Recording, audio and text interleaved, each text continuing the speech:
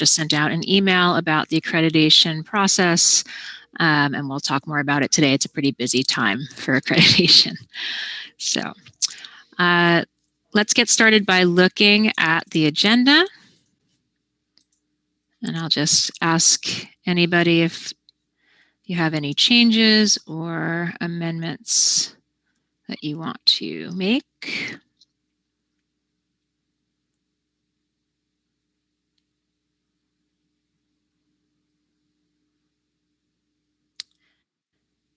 Could I hear a motion to pass the agenda, to accept the agenda as it is?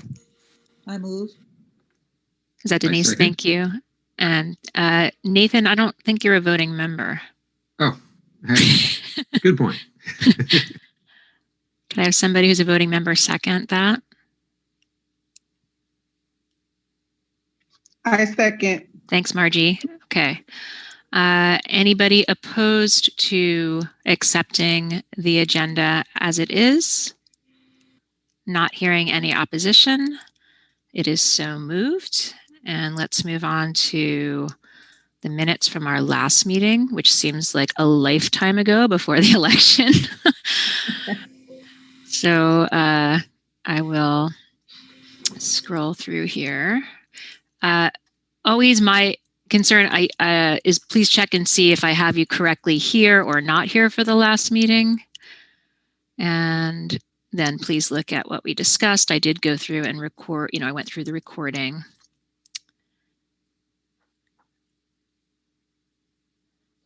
And I tried to put as much there that seemed appropriate without word for word transcribing what everybody said.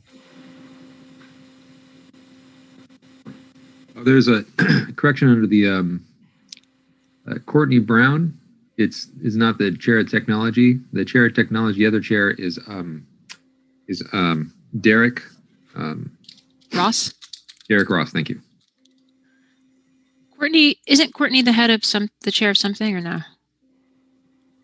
No? Okay. No, I think Courtney's just been a lead in a lot of the conversation related to technology. Okay. That's good to know. We should have been inviting Derek to these meetings, so I'll make sure and include him in the future. Thanks for that, Nathan. All right, going down. Obviously notice where your initials are. Make sure I've been accurate.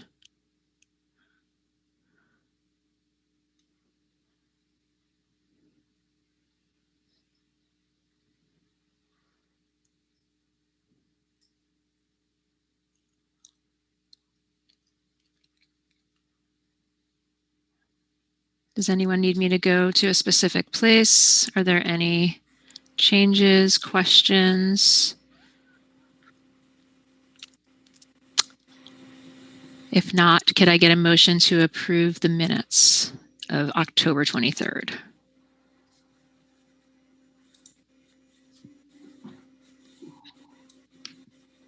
Any voting member? Am I a voting member? This is Heather. Heather, you are. Okay, then yes, I'm happy to. Or second. I will second if need be. Okay. I move to approve the minutes. Hillary. Thank you. Hey, Lily. I didn't see you there. Great. Okay.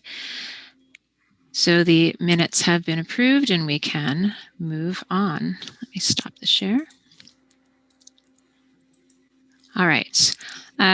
So first things first, Heather, since you're here, would you please update us on what's going on in your world in SLOAC? Sure. We had our meeting yesterday. A major focus of it was discussion around PLOs and where these live. SLOAC has determined that PLOs, because for several reasons. One, we currently cannot document them in Curricunet. And two, because unlike SLOs, PLOs have multiple ways that they can be assessed. So each department could be doing it differently and still adequately completing PLO assessment. So PLOs, the documentation of PLOs live in the APU and the program review document. And SLOAC is part of the validation team each year that looks at those documents. And we already have a rubric that we've created, and we're starting to validate all of this year's APUs. We will use that validation form each year. SLOAC will hold on to those. We're going to feed them back to the administration and to departments. But SLOAC's also going to keep those, and that can kind of be our documentation that we track as far as how programs are doing with PLO assessment. Great. Any questions for Heather? I have a question, not necessarily from SLOAC, but you might know this because you've done this validation before. How many total programs? Laura just sent them out to us. I think there was, I want to say 43. And are they all faculty programs? Are they all instructional? No, it's a mix of student services, administrative units, and educational programs. Okay, 43 actually is less than I thought. That seems more doable than I thought, so that's good to hear. All right, thank you. Anybody else have any other questions for Heather? Yeah, I have a quick question. Is the rubric going to be available for us to review as well?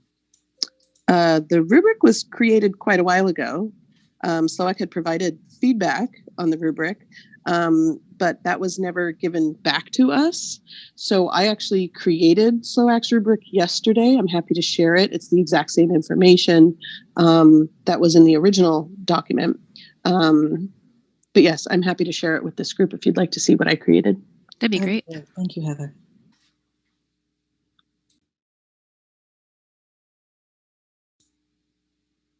Oh, do you have the ability to share your screen, Heather, or no? Well, I'm on my phone right now. So no. Okay. All right. Well, I'm sorry. I will email it out to the group right now. Sounds good. All right. Thank you. Okay. Any other questions for Heather before we move on? Okay. Let's move up to the update on the ICER draft. I don't know if Denise, you're up to that. Dr. Richardson is still recovering from surgery, so I don't want to put her through too much. Well, I will depend on you and David to perhaps to jump in, but as far as I know, the majority of the pieces have been included in terms of the ICER. I know that 2A and 2C, 2A, I believe was what you worked on, Hillary, and 2C, Dr. Chavez. So those were worked on, and those were some of the pieces that we're waiting for. So that's now done. I believe there's something with 4D that's still needed, and we're still looking forward to getting that. I'm going to be working on 3B this afternoon. And aside from that, are there any other gaps that NEEM identified? Yeah, Nathan, I know you're working on data analysis, correct? Yes. Feel free to ignore us for the rest of the meeting. And I know Ernesto got in his piece, Ernesto Neri. Stephanie, am I missing? Who am I missing? Lilia, did you see the portion of what was needed for the introduction? David sent a communication asking for folks to fill in the different portions of the intro, A, B, C, D, E, F, G. He sent something out, but my name was next to something that said student complaints, and I didn't know if there was a specific question to the complaints. I think it's just whether or not we have a tracking mechanism for those. So that's all I saw for me. Is there something else I'm missing? I probably would have to check in with NEEM to make sure. That was a list that NEEM had drafted of information that he still needed to circle back to and make sure that it was complete. So I don't know specifically what information he's looking for, but I can certainly help to connect or bridge you. No, it was the list that was sent out that Dr. Johnson sent out. It just said Lilia, something right. Complaint 6 years or something. Oh, I think it's whether or not we have the complaints going back 6 years, if they're accessible, if they're housed anywhere. Yeah, I think NEEM's point for that was just simply to be able to affirm that we have the files. That's a practice in which we engage. So just a sentence or two is like, the college maintains records of complaints, student complaints going back, however many years, 6 years or what have you. These complaints are kept on a database or whatever it is, or great filing cabinet. I don't know, whatever we want to say. But just to be able to affirm that we do it. Okay, I want to say today. I think tomorrow's okay because we're turning it in Monday for final edits. Okay. So we had Nathan, we had Lilia, Ernesto, as we said, had already done their part. David was part of that. I believe he's done his. Denise mentioned the 4B. I said 3B, but I meant 4B. 4B. Okay. 4B. And Tom just gave me an update moments ago that he asked Neem to look for a one-page document that outlined how we could streamline 4D that was sent some time ago. And so I'm going to confirm with Neem that he, in fact, found that document to know what to plug in for 4D and that we were going to leave 4C alone. So it sounds like everybody has replied to the sort of final pieces of what Neem needs. I had a question about that, Stephanie, because my name was on the organization structure of the process. Okay. But I thought I did that already, like the first time around when Neem had sent, but maybe, I'm not sure if he was just listing who was responsible and not whether or not it hadn't been done yet, or maybe it wasn't good enough what I'd done, which is probably makes sense to just ping him down and make sure if he wants you to update it or if there are any changes or if he needs a narrative to go with that. All right. I will do that. Okay. Does that take care of all the gaps? I believe so. Okay. And the final thing that we are working on are improvement plans, and we'll report that back to you guys in December. We have the outlines for 3, which is nothing, honestly. I think Cuesta College that got multiple commendations had like 5, so it's pretty good. And go ahead. I'm sorry, Courtney. Yeah, the Merritt Technology Committee reviewed the Section 3C before I shared it with you and Neem, and we didn't get any feedback or guidance on whether it addressed what was needed for the ICER. So just want to check in with that. So Neem didn't mention, he said he confirmed that he received it. He didn't mention anything as far as conflict or needing further feedback on it. And I know that there have been some revisions to that standard because of the district's portion. And a lot of the district's portion has been revised by the consultants to which they hired. So I don't know that standard 3 has really been formatted and completed. And that, I believe, is what's taking place this weekend because there has been so much change to that particular standard. So as far as I know, we're in good standing with what you submitted because it had more to do with the college piece than it did really the district. But I know there was also some revisions on a district level. So I think he's just trying to piece all the pieces that he's received across these last several weeks from both the college and the district. And so we probably won't have any inquiries until Monday. Okay, great. Just to follow up with the technology committee, because we've been not only evolving collaboratively, but have a really unified vision of service to Merritt College. And they're really awesome. That's good to know. Brittany, could you clarify, are you co-chair of technology with Derek Ross? I am No, I am a working member. I think Nathan and Derek are co-chairs. Okay. And I'm really just a specialist in the area, and I'm of service that way. Well, thank you for representing them here along with Nathan. That's great. Okay. Any questions about where we are with the ICER? We're starting to recognize that we're going to be able to breathe for a little bit soon. And in terms of this committee, once I guess I should just talk about the process. So the editor is going to start with editing on Monday and will be completed with that by the 23rd of November. And from there, the ICER will go to committees on campus, the senates and the council, for approval. And then it goes to the Board of Trustees. Did I miss anything there, Stephanie? No. Okay. Except for the fact that there was a call for all the senates to meet on the same day that council is meeting to ensure that all parties are represented to sign off. So Cooper, just specifically since you're on this call, making sure that you're aware of that special call out to participate in making sure that we have the sign off necessary from all the parties. Do you know the date of that offhand? I think it was November Yeah, 25th. Okay. I do. That's actually what I had my hand up in relation to. Go ahead, Michael.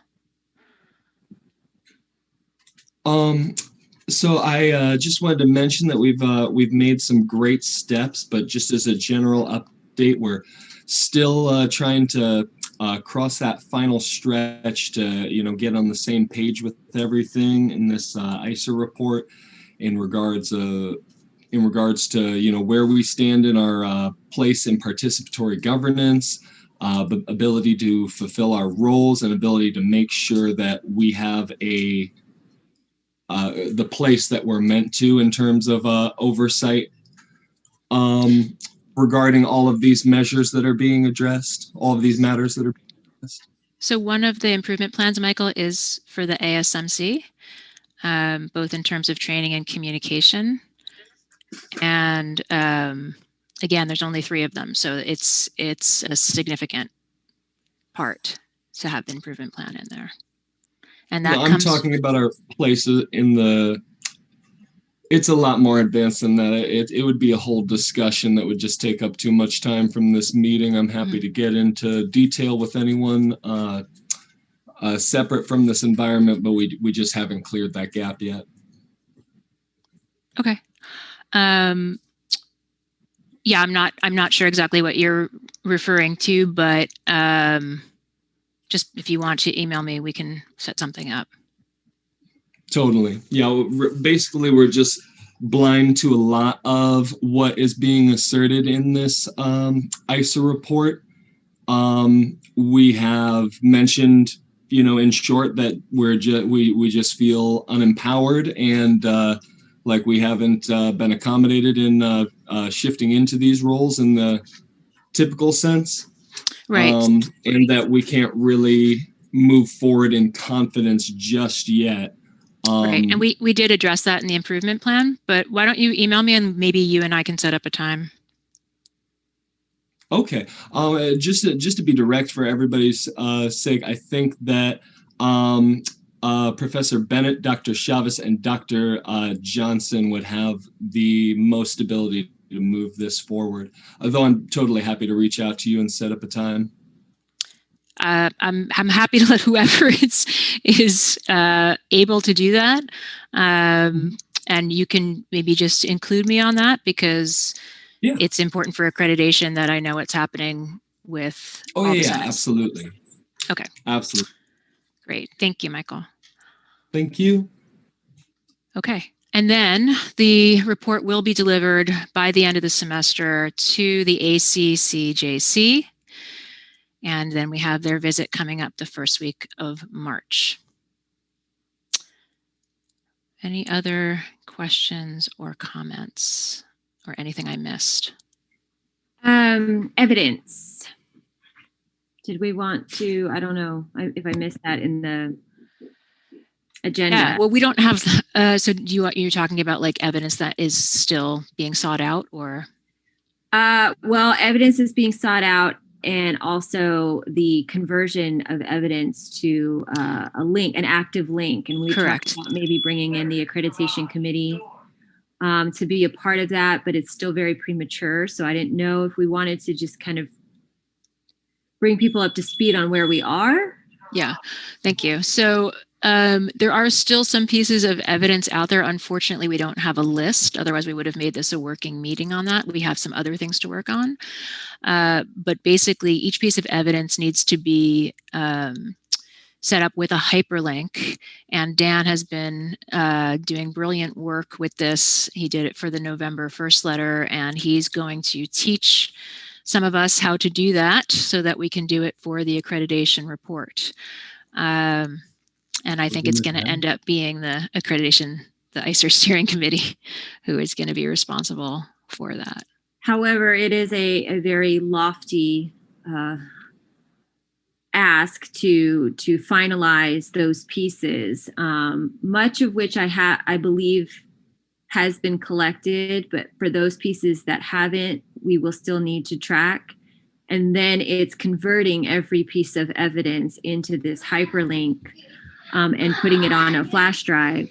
And with evidence being, possibly 2 to 3 or 5 per standard and 147 standards, that's a lot of pieces of evidence. Even if it's the same piece of evidence over and over again, it all still requires linkage to that specific standard and section and so forth. So if it comes down to it overflowing for the ICER team, if we could call upon any volunteers from this committee to help, that would be very beneficial for everyone. And time-wise, we're talking, when do we know? We don't. Until NEAM completes and sends off to the editor and finalizes what pieces of evidence he feels are speaking to the narrative, we won't know exactly. So I would say by Monday, we would have a better understanding of what pieces still need to either be collected if he hasn't done so already, or and from that point, really just creating those hyperlinks. The evidence has to be collected and also converted to PDFs. Yes. Link like Word documents, for example, from our website. So if anybody is willing to volunteer, even if it's just for a few hours, please let us know. You can let me know now, or you can email me. Crickets. Okay. Well, think about it. There's still time. Okay.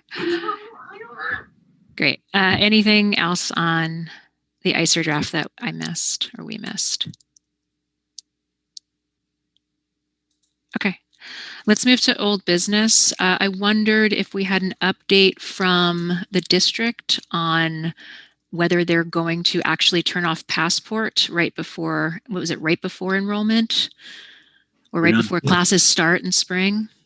They've set a new date, February 15th. Okay, great. That's easy. Thanks, Nathan. Sure. Next is the Participatory Governance Handbook. So as I told you when I asked people, or at the beginning of this committee, we're going to do some working together. So we have some work to do today. We're going to be looking at the 2016, I think it was called the Shared Governance Handbook at that point, and the 2018 Participatory Governance Manual. And we're going to split you evenly into 2 groups, into breakout rooms. And from there, we're just going to go through those manuals and ask you what you think is necessary to keep and what you think we can get rid of. And so, Stephanie, I'll ask you, because Stephanie's going to be in charge of this, putting this together. So it's really, I really do believe that it's important for everyone to visually see both the 2016 and the 2018 and do a compare and contrast. So rather than spending the time of breaking folks out, can we just collectively discuss both? I think it would conserve time and it would give me more opportunity to collect that buy-in from everyone as to what they find beneficial in either or. Sure. Do you want to share your screen? So I do. Okay. I do. Let's see. And we're going to I had a conversation. 30 minutes for this, but we'll see how it goes.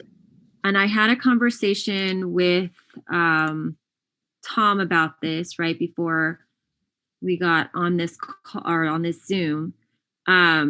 So as you can see, I've actually pulled up both. There was the 2016 Collegial Governance and Decision-Making Handbook, and then the 2018 Participatory Governance Handbook. As you can see, one was more pages than the other, the first being 74, the 2016 being 74, and the 2018 being 67. Now, the reason for this is much of the extra components that outlined the templates and the calendar, etc., are identified in 2016 as opposed to the 2018. We feel that the 2018 version intended on having those pieces, but the completion of that and making sure that that was successfully done did not occur. And so we've been operating on the 2018. Unfortunately, what I'm unable to find is the language from the council that actually approved the 2018 handbook. So when we were writing to the ICER, specifically to Standard 4A, a lot of the information to which we were pulling was from the 2016 document, but there were revisions and possibly more clarity in the 2018. So we tended to refer to both.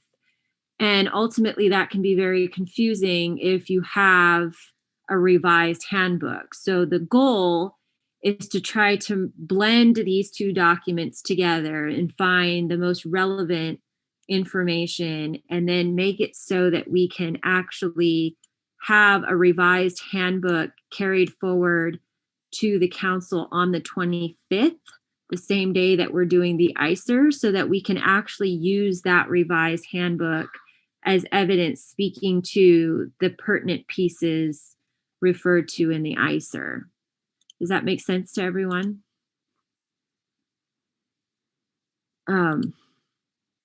So, just out of curiosity, how many have actually reviewed one or the other? Stephanie, I have a question. Yeah. So the collegial governance and decision making, that was from 2016? Correct. So I didn't know that it had a different name than the Participatory Governance Handbook, but it's basically the same information is what you're saying, right? Yes. We just changed Yes. it. So Yes. is our goal, and I would hope that it is, our goal is to, by the time the team comes, is to have a 2020 version or a 2021 version that is completed. I'm actually hoping to have these two documents merged by the 25th of November and have it be reviewed and approved by the council so that we can actually include that as evidence as opposed to working from two documents. That would be ideal. That's what I was hoping for. So we'll have a 2020 version of the Participatory Governance Handbook, and therefore there won't be any need to reference any earlier iterations. Correct. Because we'll have an updated. Okay, great. That's what I wanted to know. Thank you. So again, who from this call has not really reviewed either one of the documents? I'm just kind of curious to know how much you know about either one. Anyone? Crickets? No, I've reviewed, this is Lilia. I've reviewed the participatory governance because I try to refer to it a lot, but it is confusing when you look up and find the 2016. Mm-hmm. So, and I think that we've gotten our, like the committee information a little confused when we look back and forth. Mm-hmm. Mm-hmm. So, and I know other folks said that, I know Margie put it in the chat that she had not reviewed them. Is there a way that you can send both the documents to us too, so we can kind of skim through them? Sure. Do you want me to do that right now? That'd be great. Tom said I can do that, Stephanie. They're both linked online. I can do that, so you can continue. Okay. Refer to Nathan said he's referred to the 2018 version, never to the 2016. Okay. Tom said he's reviewed both, more familiar with the 2018 version. Okay. Thank you for that. I appreciate that because I can't see the chats. Oh, there's the button. Ha ha ha. Okay, so just quickly, because I know we're limited on time, but going through the 2016 version, when this was formed, it was very impromptu. It was, again, a need to respond to the accreditation follow-up report.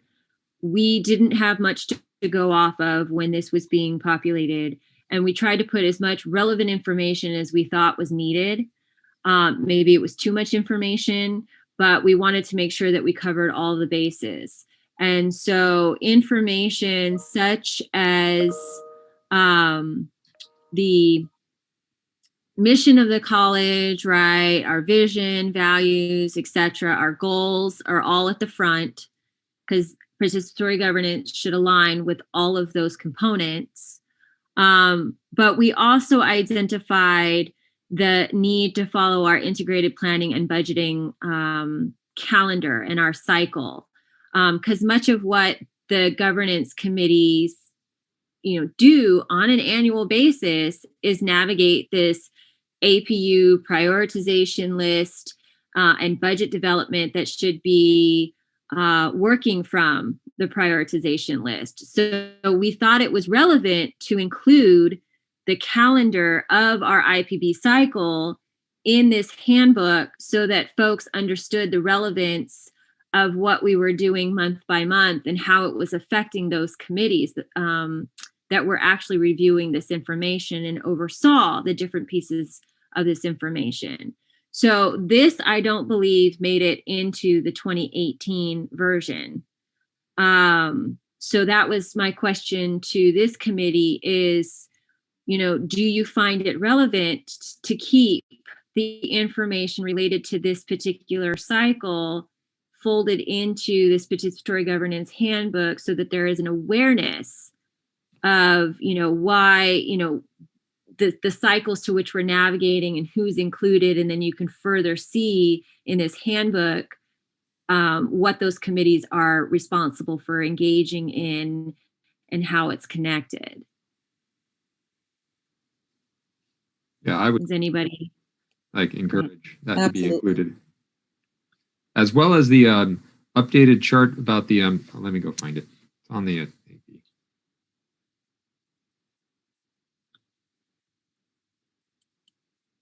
Can someone, oh, well, I guess I can read the chats here. Sorry, I don't want to take up time here, but so it sounds like folks are in agreement with keeping this information included in the handbook. And I think that there is relevance to having it be included with just making sure that, okay, I see that this cycle that we have to follow annually needs the review process of, these various committees. What are these various committees do, and who makes them, and when do they meet, et cetera, and this handbook will elaborate further on that. And then we had an overview of what participatory governance was or is. What makes up participatory governance is the constituency groups, right? The academic senate, the administration, associated student body, and the classified senate. And so, and then we put in here sort of the roles and responsibilities of each of the groups. And then we identified who actually made up participatory governance, and that was the council, the Educational Master Planning Committee, which is now the Institutional Effectiveness Committee, the Budget Committee, Facilities, Technology. Those were the primary groups with respects to reviewing necessary information. However, what we learned from Friday's overview is that every committee is technically considered a standing committee. And what we've not been able to really identify at our institution is this variation of, ad hoc task force standing. So we have committees like accreditation, we have committees like SLOAC, CDCPD, curriculum. However, curriculum and CDCPD are reporting bodies to the Academic Senate. And Accreditation Committee kind of lives on its own. It's not necessarily considered a review committee or a committee to which is in sort of the channel of having information be flown, fed into it and then turning it around, similar to that of technology, facilities, and budget, as well as institutional effectiveness. So this is where it's been kind of tricky to identify the difference in committees that are more working groups versus committees that are actual like review bodies that oversee sort of a major portion of, how things are navigated and how they're captured. So I have a question. Yeah. Is this distinction an important one that we should need to make and identify? Like, do we need to separate every committee into this type or that type, or is there, or not? I mean, like each committee has its charge, so every committee should know what it's supposed to be doing. Not necessarily. However, when we get to, say, the narrative in the standards, and we talk about how we have a process of which constituents are involved in these various committees, and how we have a process of integrated planning and budgeting, and it goes through these several committees, right? It's very specific to just those committees, meaning that those are sort of the main bodies, and all these others are more on the outskirts feeding information into, right? And so we've never really been able to distinctly differentiate. And according to what we learned from, remind me of his name? Lorenzo, yes. So he, mentioned that pretty much every committee is a standing committee, that there's no differentiation. So we can't necessarily refer to them as working groups or standing committees or participatory governance committees. Like we've used so many of these phrases interchangeably. And I think it's gotten rather confusing for many trying to categorize.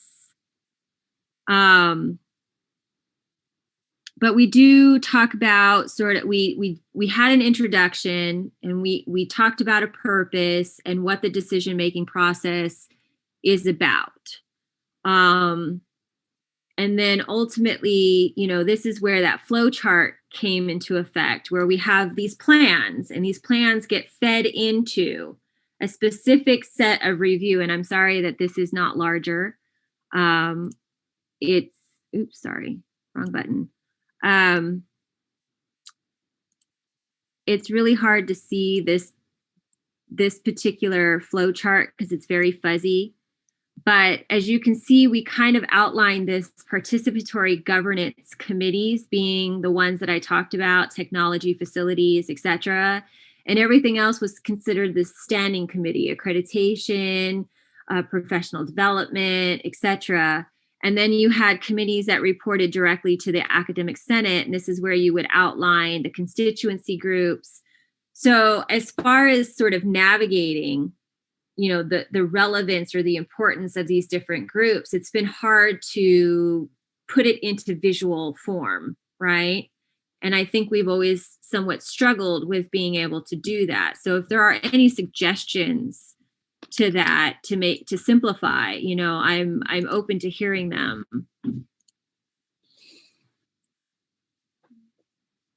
Anyone? Not right now. Keep going. Are you talking about simplifying the designation of what committees' roles are in the college, like whether they're a participatory governance committee or whatever?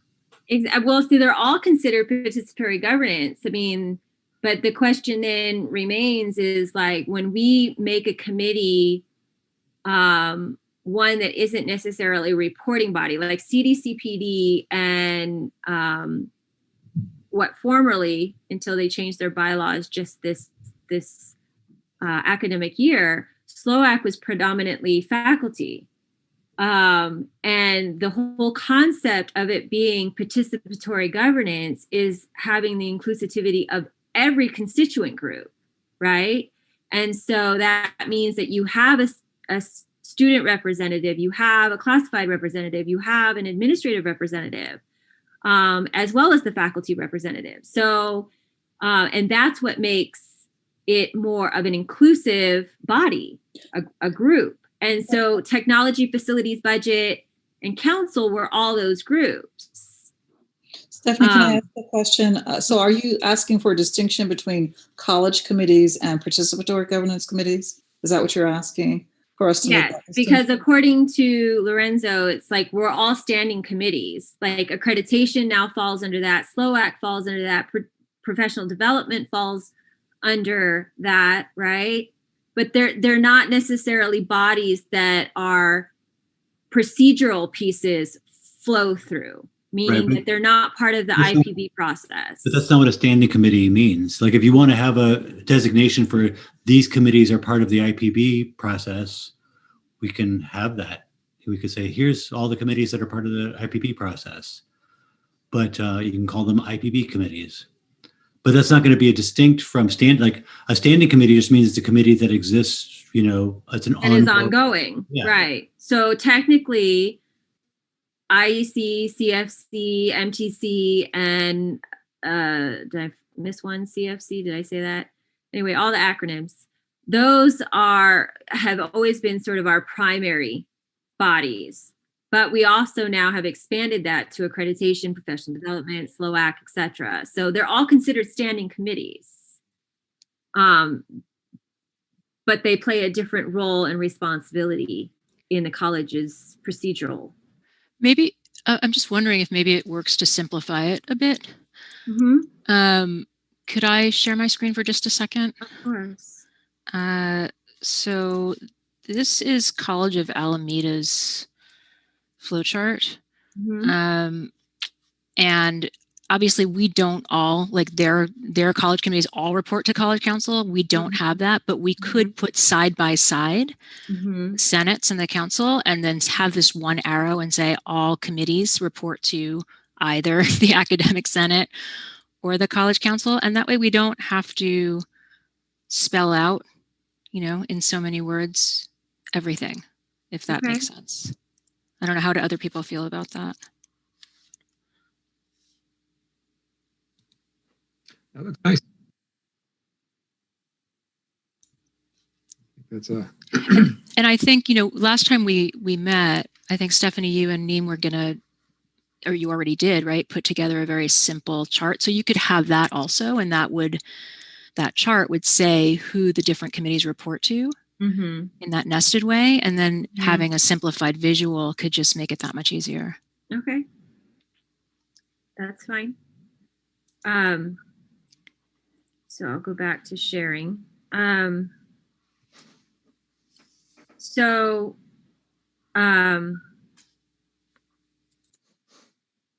Moving on to, again, the substance of what was known as the Collegial Governance Decision-Making Handbook. We identified roles and responsibilities of committee chairs and co-chairs. And this is what ultimately we were trying to imply, that all committees that are current and or considered to be formed in the future should abide by, you know, these particular components of what makes the committee chair and co-chair, what their roles and responsibilities are. And not to say that every committee has to adhere to every single bullet, but ultimately this was sort of the guide that was being placed here as a mechanism for folks to have an understanding, if they wanted to be involved, what committee members are responsible for if involved. And I don't believe that any of this language was necessarily put into the 2018. There was a variation of this language put into the council's constitution, but it wasn't as elaborate as the information that was specified in the 2016 document.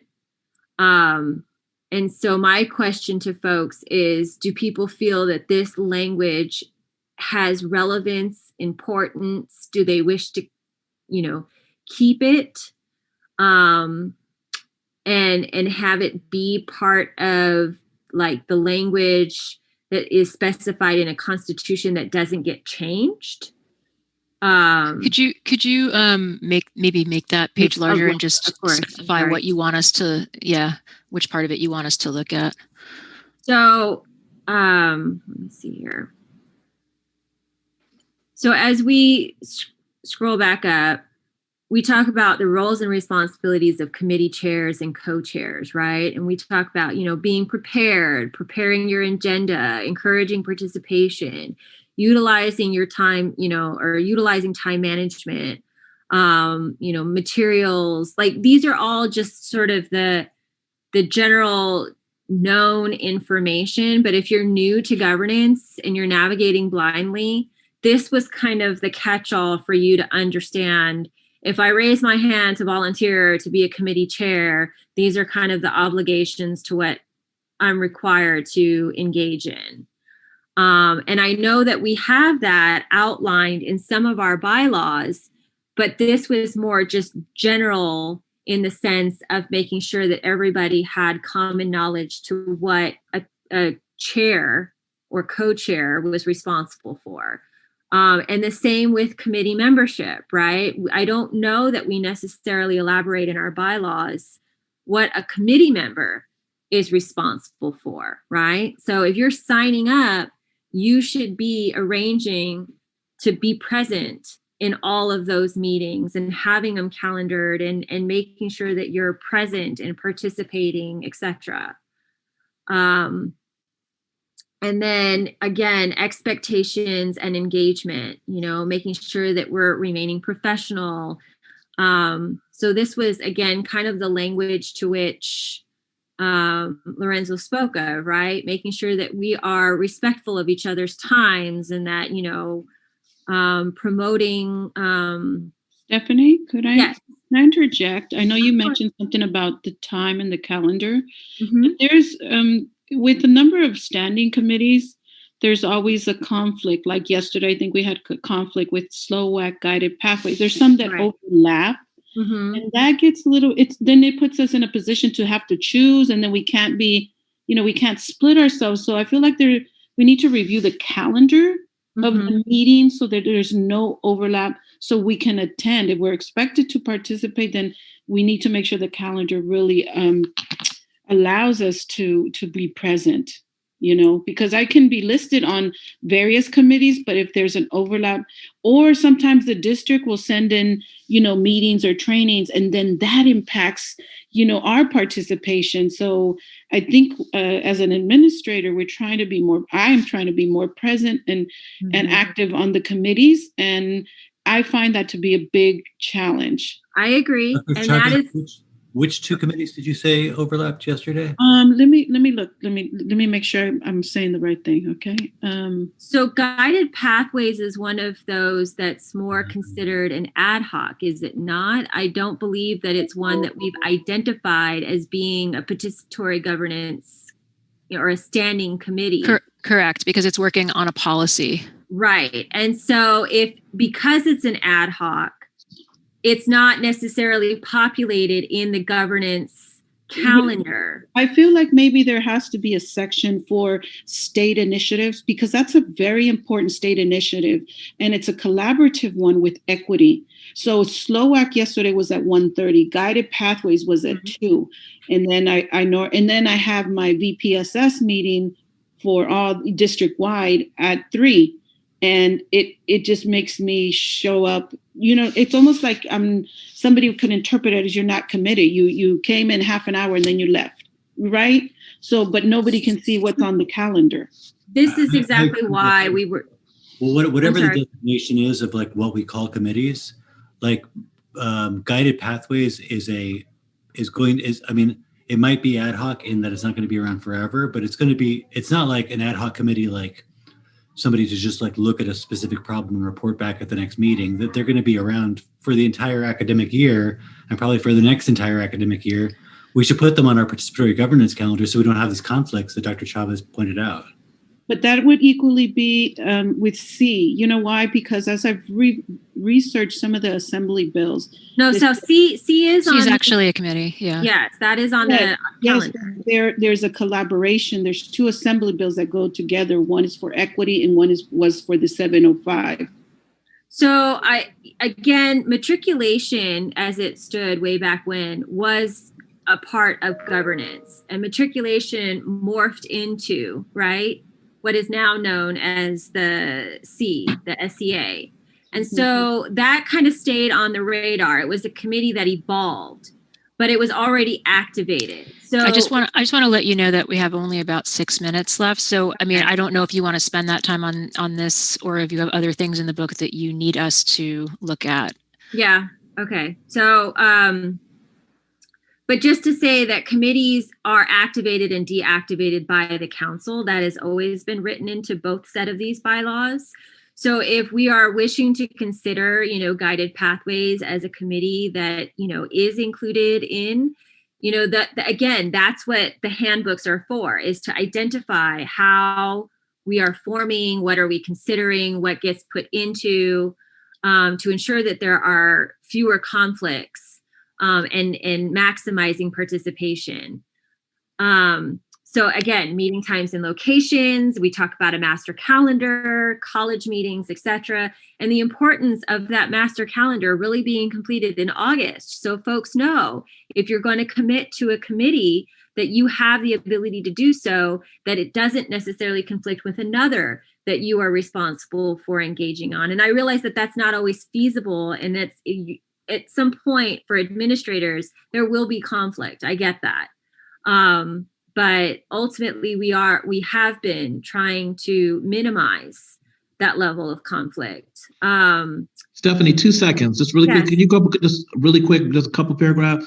A little bit, right there, the third to last. Am I just misreading that? To promote a culture of veto? It doesn't sound like we want to do the opposite. Well, one person can't veto it? Or am I just reading that wrong?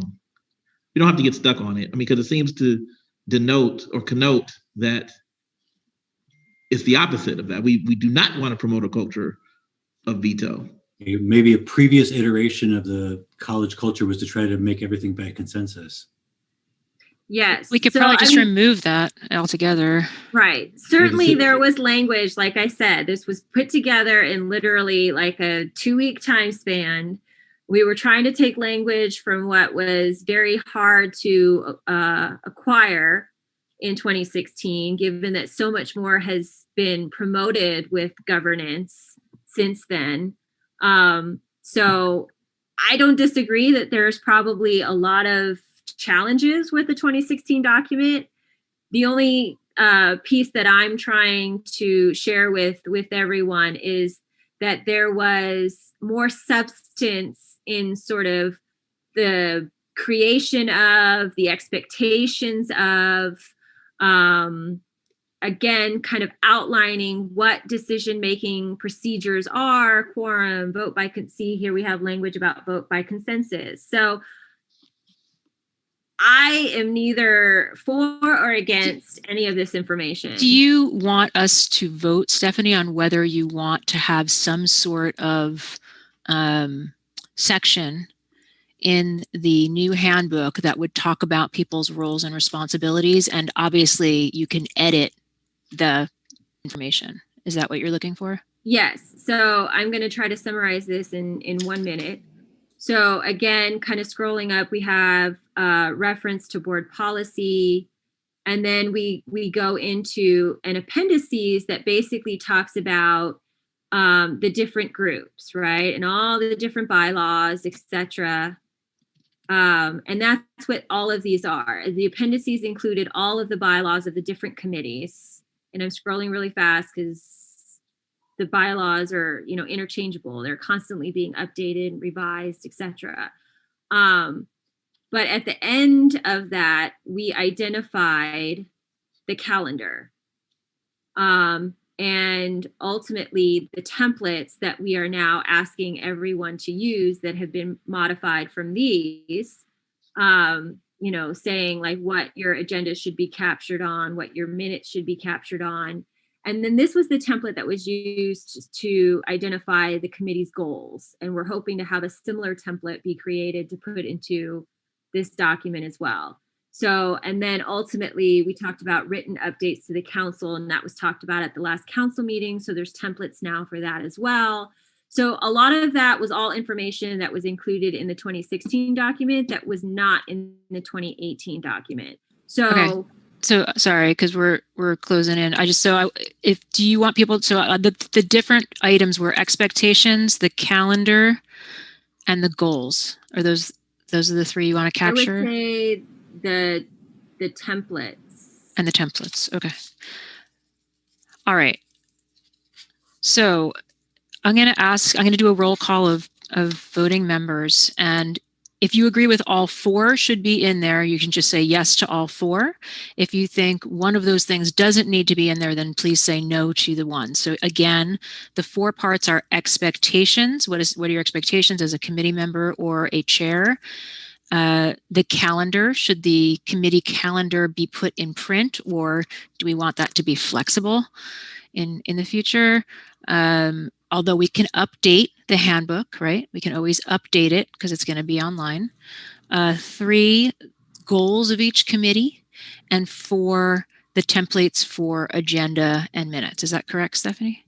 Not the goals, because the goals change every year. I would say it's just the templates that identify. The template for the goals. Great. That's a lot easier and a lot shorter. Okay. Yeah. Are those the 4 parts? Mm-hmm. Anybody have a question about what the 4 parts are before we go to a vote? I'm going to call on you each, so. No? All right. Let's start with Lillian. Yes on all 4, or do you think one of those should be out or one or more of those should be out? Yes on all 4. Yes on all 4. Okay.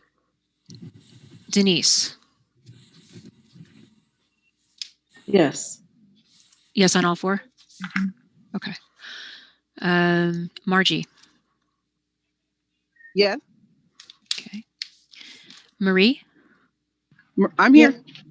Oh, yeah. Marie, do you want to vote yes on all 4, or do you think some of those should be left out? No, yes for all 4. Okay. And I will vote yes for all 4. So those are the 5 people that you have here who are voting members. So you've got a unanimous decision, Stephanie. Okay. Is that helpful? Yes. Okay. You look like there's something else you wanted to ask. I just wanted to say one last thing, and that is that based off of the information we learned on Friday, that the council should not have a constitution. It should in actuality have bylaws, because it is considered a standing committee. No, so whatever we put as a constitution for the council would be the information that we just sort of agreed upon, that there are specific requirements for committee members and chairs, and the deactivation or activation of committees, etc. Language that would not be interchangeable year after year. Do you have a question for us, or is that a statement? So moving into the revisions of this handbook, those pieces are going to be separated out and left into the council's constitution, and the council will actually have a developed bylaw that extracts what is specific to that committee that may change, membership, etc. Okay. It's just an update from me on the bylaws that we have yet to get. The only 2 are health and safety, which I know Jason has been saying he'll get to me, but I don't have yet. So if anybody sees Jason, can you please kind of poke him? And I don't have the classified Senate. So if anybody sees Tashetta, please ask her to send those. All the others, thank you so much, you guys, for connecting with those committees. And we have everything else. I have a quick question for Stephanie. So Stephanie, for there are a couple pieces with language there. David mentioned one, and there's another word there that says don't attack the person, attack the issue. Even attacking the issue sounds a little bit like rough to me. So I'm wondering, will there be an opportunity for us to kind of just look at language and go over that? So may I make the request to this committee now that, Hillary, have you sent them the documents? If you are in possession and you are happening to read through them and you find language that you believe can be, removed or tweaked in any way, please share those thoughts with me as I will put them in accordingly. And I think the other thing we can do is we have a meeting in December. Are you trying to get this done before the ICER? I'm trying to merge the two documents to make them one and have it be an approved document to use in the ICER report itself as evidence. If you want to, do it with the language that's there, just so it's easier for you, and then send it to us, then we that would probably be easier, right? Because then we know what we're looking at rather than looking at both documents. Does that make sense? Mm-hmm. And just tell us what the deadline is. Okay. Somebody commented. Oh, okay, Dan sent out the Constitution. For the classified Senate. Okay. Oh, thank you. Great. Okay. So we are going to move on. Thank you so much, Stephanie, and thank you for taking on the Participatory Governance Handbook. It's huge, and we need it. We're going to move on. Just a quick question I think Lilia had to go, but I wondered, Nathan, if you had a chance to talk with Lilia about the plan to implement a student satisfaction survey. We talked last time about, right, student satisfaction tracking with enrollment coming up in spring 21. Yes, we had arranged a meeting. We met at 7:30 in the morning, which actually works for both of us. We did start talking about it, and then we somehow the conversation got morphed into things we have to do for the website. And so we started collecting other things, but then we had set another meeting to follow up. So it's an ongoing discussion. So we're going to connect again about it. Okay. Just because has it already begun for spring or no? Does anybody know? It has not begun. Okay. So enrollment will get started fairly soon. It would be great if we can capture that information, right, once enrollment starts, and any issues that are coming up so that we can address them. Okay. Thanks, Tom. Well, that was Monday. So Monday it starts. But even if we were able to send out a survey with that information, it would be helpful. It's just always helpful to get it right as it's happening, because then we can get, the most prevalent data. To follow up on that immediately, it's a pretty direct process, pretty simple process to put out a survey. So if there are suggestions about how we want to do that with just a few questions, I would welcome that. Welcome any kind of suggestion, and then I can coordinate. I can put up a draft of a few questions and then send it to Dr. Chavez to review. And maybe that's a good way to proceed, considering it's right around the corner. So feel free to send me like an email or put something in the chat, and I can develop something very quickly. Great. Thank you so much, Nathan. Okay. Then just a reminder that the Accreditation Everyday t-shirts are in. And so once you get your t-shirt, you can make your video and send it to me. And ideally, well, it doesn't matter how you send it to me, but I think I'm just going to upload it either as a YouTube video or a Google Photos link, just so it's easier to link right on the website. Yeah, please come by. I'm looking at the box right now. It's only been a few people that have come by, and as you know, I'm here pretty much every day. And again, if people are not going to campus, just let me know and I will find a way to get it to you. Okay. Okay, new business. APU process update. So right now, the APU has been completed, right? Everybody got an extension through October 28th, and it was supposed to get sent out for validation to the different committees. There was a delay. I'm not quite sure what happened. So that's something that we need to talk about how to ameliorate in the future. But I believe that all of the different committees now have access to the APUs, and they are working on their validations. They have to be completed by November 20th. And then those completed validations, what happens after that? They go back to the deans and the chairs? So it sounds right now that the validation process is going to be happening through the 30th. The various committees, IEC, Curriculum, SLOAC, will be doing theirs through the 20th, and then being finalized by the VPI and VPSS.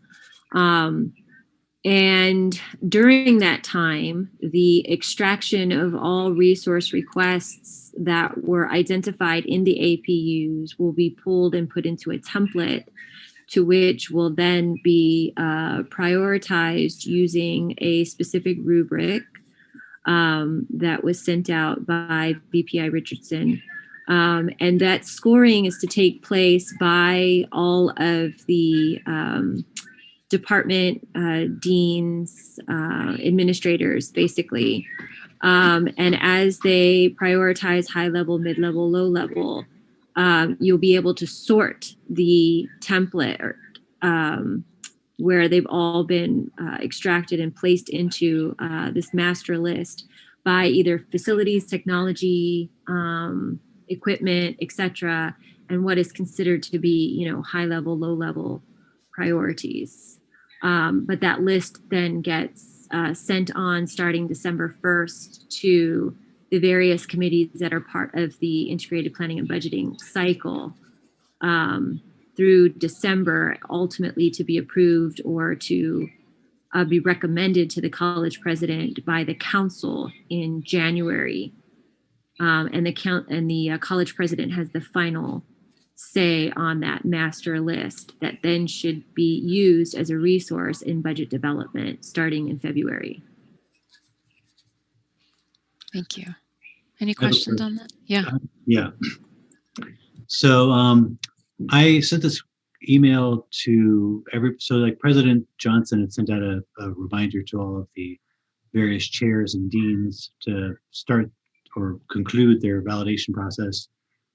And I sent here, if I could share my screen for a second, I will just show you my question, which was this. Is this a correct list of who is supposed to check each section of the APU? And nobody has replied to this question yet. And by the way, this is a question that I have for myself, just to make sure that I'm correct. But this is what I think already, right? Just so you know. But the reason why I asked this in a public way was so that I could get a public response, and so this could be made super clear, so that way SLOAC knows, we only have to look at section 5, if I'm correct, right? If Dan Lawson is correct in this guess as to what we're supposed to do, then SLOAC knows what they're supposed to do, and all these other groups know what they're supposed to do. And by the way, just so you know, somebody actually replied to this email just saying, I'm waiting for an answer to this question too. Right. So it's not like I'm the only one who has this question. So I would like this question answered now if we can get this answered. And if this is not correct, we should definitely correct this, and we should make every committee know this is what you should be looking at when you look at the APU. So does anybody know if this is correct? By the way, there's no section 1 here because that was just instructions. And the funded resources, we didn't have the information for that. The disciplines didn't have that, so we didn't fill that out. So I assume that's not going to be validated. But I just want to make sure, is this a correct list of who is supposed to be checking what parts of the APUs? Denise, I think, is not on the line, but David, you can take that. Yeah, I would, and I'm sorry I missed. It must have gotten lost in my. You sent this yesterday afternoon. Oh, Tuesday. No, you sent this Tuesday. Was this right after the meeting we had on Tuesday? It was right after, I think it might have been right after you sent your email. Yeah, because you sent it Tuesday at 11:30. Okay. 8, and I sent it. Okay. So no, in looking at this, I think that those are you've identified the appropriate research requests. Yeah, collected by the respective division assistants for review of the dean. Yeah, I mean, it looks. Would it be possible for you or somebody to reply, like somebody in authority to reply to this email? And just, okay, was it so Tuesday 12:30? Tuesday 12:30. Okay, I'll step out there and I'll reply to it right now saying, looks good to me. Thank you. Okay, great. Thank you, Dan. Yes, thank you, Dan, for outlining that. As we mentioned, details tend to get lost in translation, so that it's very clear that it's specific to a section. Okay. We were going to review the collegial decision-making flowchart with updates, but I think that's what we just spoke to, right, Stephanie? So, Right. okay. And then more of an announcement than anything else. We're in the countdown to March after we get the ICER turned in and the ACCJC visit. So this committee's what we cover in the meetings will still be obviously, based on accreditation and making sure we're following the standards, but we will also be talking about the visit and our role in that. And I have 3 short announcements.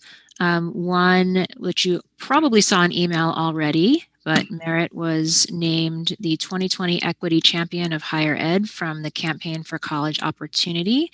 And there is an online ceremony. David, are we invited to that on the 19th at 10:30? Yeah, I don't know how broadly. Hold on. Oh, okay. I am. So I don't know. I have to reread the thing. They just basically said the instructions were just basically don't say anything until the 13th, because that's when they put out their press release. But once I get a link, I'll share it to everybody. With everybody, we can get on there and represent Merritt College. So looking forward to that. They were asking me to provide a picture, and Mark Johnson was trying to persuade me to give them the one with me in a suit on a horse with a cowboy hat. And I said, Mark, that's beneath me, buddy. Please don't do that. So I left it to him to give I think we are going to use the one where we had because we wanted students and stuff. It's like, yeah, just anyone but that. So he emailed me about that last night. So I think we're good to go. Okay. So that's great. So that's on the 19th at 10:30 if we're able to go. Our solution focused session for people across the campus in terms of communication and empathy had to get moved because I believe there was a water issue or an electric issue. Okay. So it is now this coming Tuesday, which is the 17th. Yes. And our next meeting is we only have one more, which is December 11th. But let me open it up and ask if anyone has anything else that they want to announce or have questions about. I also have Heather's form now, so we could look at that. But does anybody have a question before I show that? Okay, so let me just get the SLOAC form so you can see that, the validation form.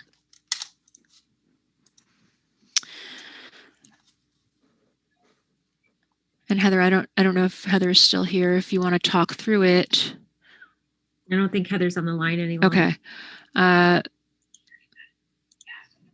fairly basic, describe the program's progress on service area outcomes or administrative unit outcomes. For instructional programs, if your discipline offers a degree or certificate, please describe the department's progress on program learning outcomes. And then question number 2, describe the method your department program service uses to assess program level outcomes, AUOs and SAOs. And the score, I believe, is one of these 3, exemplary, satisfactory, or developing. And they have a rubric laid out for those. So exemplary would be department has a history of completing assessment and the course and program levels at greater than 70%. Satisfactory is between, which is a very big between 11 and 70%. And developing is under 10%. And just so the Accreditation Committee knows, I'm unsure whether all of this information is in one place. I don't think it is. All these different validations just get kind of attached to the individual APUs, and there's 43 of them. So one of the suggestions I'd like to make for the future is that the Accreditation Committee actually creates a tracking system. And so after all of these validations are done, we can keep track of how different programs scored in the past, so that when we're looking at a hiring request, we can go, oh, for the past 3 years, how did they do? But we can talk about that in the future. Any questions, suggestions, announcements? One suggestion to follow up on your comment about collecting and the validations. It seems like it would be ideal to have those on the same SharePoint site where the APUs are. In a directory, so-called, appropriately named, like validation. Have all the validations? Yes, right. And I like that. And that would survive whatever changes. It'd be up there in the SharePoint. Are you saying the templates, or literally each of the validations completed for each program? Validations, right. Mm-hmm. So it would then become a repository of the completed validations.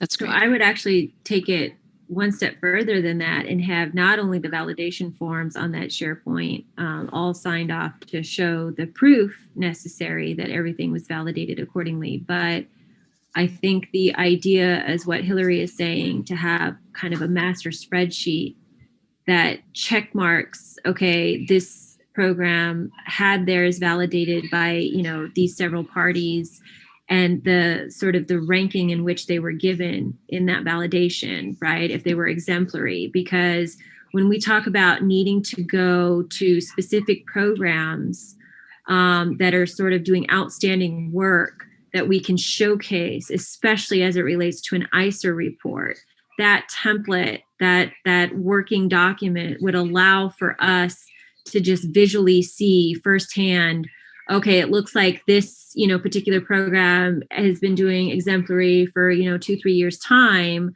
across the board with their curriculum as well as their assessment. Mm-hmm. They should be one that we, showcase or, point reference to as an example or a model in these types of reports. Right. And the other thing is that allows for any training that needs to occur, right? So we can target training to programs that may not know how to do their APUs. And so we can say, hey, last year, this is what happened. What can we help you with? Yeah, I would be happy to set up that kind of spreadsheet and whatever directories. I mean, if there's files from years past, validations that we can consolidate into the same SharePoint site. We can just so organize them and then use that as the basis of populating a spreadsheet. It would not take long. Oh, thanks. Just fill out a simple spreadsheet. That's fantastic. Yeah. So I know nobody on SLOAC is on the call, no longer at the meeting, but somehow need to communicate. Well, there will be other opportunities. The other question I had, sorry to jump around before the time is up, is so to get back to the question of getting feedback from students on like the student services pieces. I think I haven't received any. There's no suggestions in the chat or email yet, but it is Friday, and in order to get this done, I would need some kind of guidance to develop some kind of items to put up. Again, we're looking just for like a few items, like 2 2 to 4 questions, I think, to provide to students that would give us some kind of insight. So if you have any suggestions at all, please let me know. And that would be I will email you, Nathan. I want to do a little research and see if I can find some surveys at other colleges. But everybody, this is open, and obviously Lilia could provide more expertise on this as well. Yeah. In fact, if you have some initial ideas, I can include Dr. Chavez and try to get her input in stream. Great. Okay. And I think that's a tack to getting us some feedback soon. Thank you, Nathan. Thanks for everything you do. I know it's pretty endless right now. Marie has her hand up.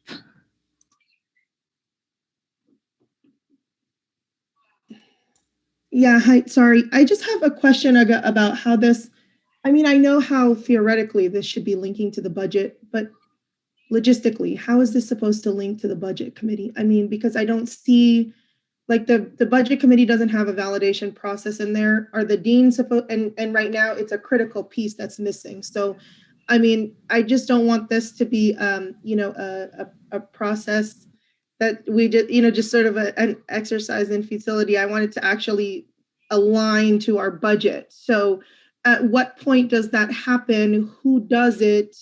Are the deans responsible for it? Does the budget committee need to be, I think that is a piece that's really missing for me. I've been struggling to find it. I've been waiting and waiting. I think I just need to ask the question because it's a big one that's just not getting answered. And I don't know that this is the place to ask it, but I thought since we're going to, if we're going to be talking about the APU, we have to talk about how that's going to align to the budget, because the resource requests, if they're being collected by the assistants, and then what? So anyway, that's it. Thanks. Well, I was going to say that obviously the budget is key, right? So the idea of what the budget is that your question? Really, like, when will you know what the budget is? Or no, I'm just trying to figure, this is my first time running through this process, so I'm watching it sort of as it, and I recognize that it's going through its own, it's a new, we're doing this a little bit differently. We're refining it as we go along. So I'm just trying to understand at what point the budget committee, because I'm sort of I'm the acting chair of the budget committee. I'm trying to figure out at what point, I know that, these resource requests ultimately come to the budget committee. Right. But it's not clear how it comes to the budget committee, who brings it, and then what needs to happen in preparation for that, or what the budget committee's role really even is. And I've been looking for an answer to it without directly asking the question, but I think I need to just ask it, because otherwise we're not going to get to that actual point where it merges together. And right now it's not aligned. I can. So you're absolutely correct, Marie, that I don't know that it's been clearly defined. This was a process that we put together again in 2016 in response to the accreditation follow-up report. It's one that we've not really been able to navigate in totality well enough to really do a proper assessment of it. We are making a lot of revisions and fine-tuning. Ultimately, I think the goal was to have a dollar amount linked to your resource request that would be put into this master spreadsheet. And as that master spreadsheet is being sent to the various committees for further sort of feedback, like technology and facilities, making sure that there was no oversight in any of those areas. It does funnel through institutional effectiveness to make sure that the sort of high priority resources are in fact linked to the institutional's goals. And you're right, budget is sort of the final review body that is supposed to, I guess, compare it to the budget to see kind of what the ask is. in the sense that in totality, our resources are amounting to $250,000, something to that nature, right? Or more than, and maybe providing suggestions as to where some of those pieces could be funded as opposed to where they were identified. So if in Division 1, their resource ties or aligns with another, and it could be supported by a budget that hasn't been thought about, then, you know, the budget committee could offer their guidance there. I don't know how smooth that's going to go this academic year. Ultimately, you know, when we're putting together these budget development templates in February, and if there are resources that are being extracted from that primary list of high priority and indicating that it could be funded using the sort of dollar amount that they were given, and the budget committee reviews that in conjunction with, then it allows for, I guess, more collectiveness of where the funding is going and so forth. But obviously, there's a lot of kinks yet still to work out with respects to how the budget committee really plays into that and how we are actually forming our next academic year's budget on all of this. So I think when do you need this information? I mean, obviously, Marie, the sooner the better, right? But I wonder if is it too late if we take this up as a major agenda item in our next meeting? Do you need it before that?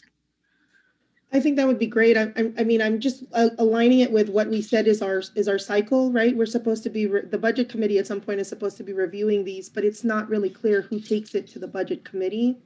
And so it would be great because I feel like that's a big piece that's not been reviewed. We have the next budget committee meeting is on Wednesday, but you know, the APUs haven't been validated yet, so it wouldn't be then ideally. Oh, sorry. It's actually going to the budget committee in December. Their December meeting. Right? Yes, that's what I was about to say. It will be disseminated on the 1st, I believe, by the VPI to all the committees that are in need of reviewing this master list. So our next meeting will be too late because we're not meeting until December 11th.